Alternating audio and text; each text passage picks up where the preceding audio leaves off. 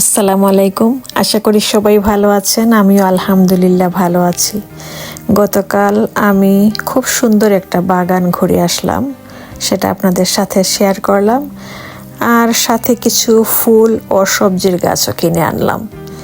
এসে দুটো কারি রান্নার রেসিপি শেয়ার করলাম এবং সাথে উপকরণও দেখিয়ে দিলাম। ভালো লাগলে আপনারা এভাবে ট্রাই করে দেখবেন, ভালো লাগবে। আজ আমার সংগৃহীত লেখা থেকে ছোট্ট একটা গল্প আপনাদের সাথে শেয়ার করছি। আশা করি আপনাদেরও ভালো লাগবে। একবার একটা ইঁদুর ভুল করে হীরার একটা টুকরো গিলে ফেলে।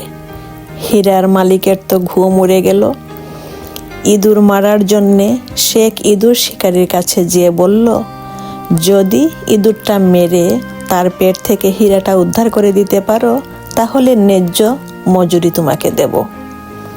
শিকারী যখন ইঁদুর মারতে ইঁদুরদের বাসস্থানে গিয়ে পৌঁছায়, সে দেখে হাজারেরও উপর ইঁদুর একে অন্যের সঙ্গে ঠেসাঠেসি করছে। কেউ বসে, কেউ শুয়ে আছে।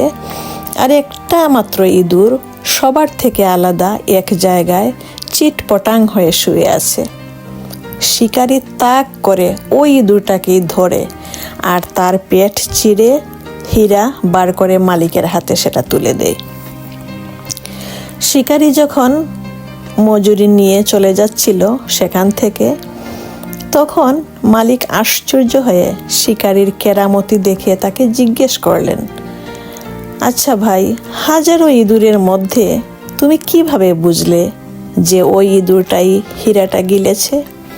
শিকারীর জবাবে বলল, খুব সহজ স্যার। মূর্খ যখন হঠাৎ বিত্তবান হয়ে যায়, সে নিজের লোকদের সঙ্গে মেলামেশা বন্ধ করে দেয়। নিজেকে তখন সাধারণের চেয়ে আলাদা মনে করে। কিছু কিছু মানুষের মধ্যেও এমন আচরণ পরিলক্ষিত হয়।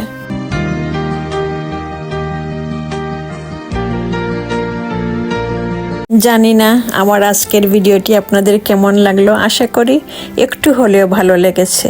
আমার আজকের রান্নার রেসিপির সাথে সাথে আপনাদের বোঝার সুবিধার্থে উপকরণও দেখিয়ে দিলাম।